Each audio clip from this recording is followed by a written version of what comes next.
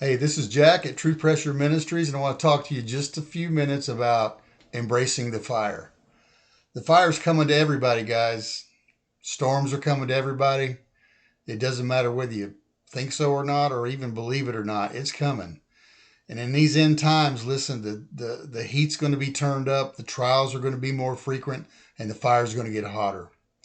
So instead of praying against the fire, because it's coming anyway, let's change our perspective just a little bit. Let's stop praying to avoid the fire and instead change and pray that God gives us the strength, the ability, the courage, the discernment, and wisdom to walk through the fire because He's going to be with us in the fire. Remember the three Hebrew children? Man, they never prayed against the fire. They were threatened to be thrown in the fire. They weren't moved by the fire. And what happened? They not only walked through the fire, Jesus showed up, walked through it with them, and they came out not even smelling like smoke. Let me read a passage for you in 1 Peter.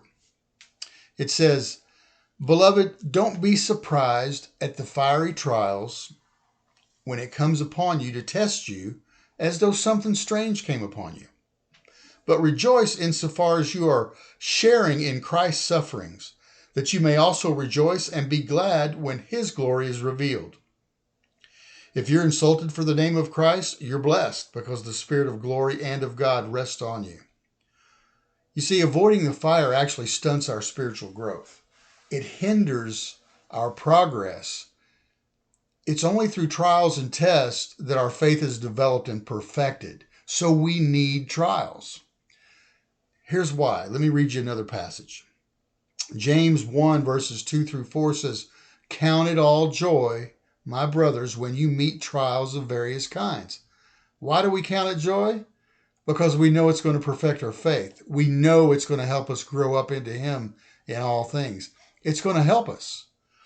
In verse 3 it says, "For you know that the testing of your faith produces patience, and let patience have its perfect work, that you may be perfect and complete, lacking nothing." Fire will always expose our level of faith, but as we walk through the fire, it actually increases that level. Every test you go through, every test that you get victory over, your faith increases. Your faith gets stronger. And without faith, it's impossible to please God. So trials and tribulations, they're just making you more pleasing to God. When the enemy threatens us with any kind of trial, gives us a bad report, you know, he has evil intentions, but he unwittingly becomes the catalyst by which our faith is perfected. While he's trying to break us, he actually is going to make us. So don't be scared of the devil. Don't be worried about the trials and tribulations. God is with you in the fire. He's always with you in the fire. Thanks for listening. God bless you. Have a wonderful day and embrace the fire.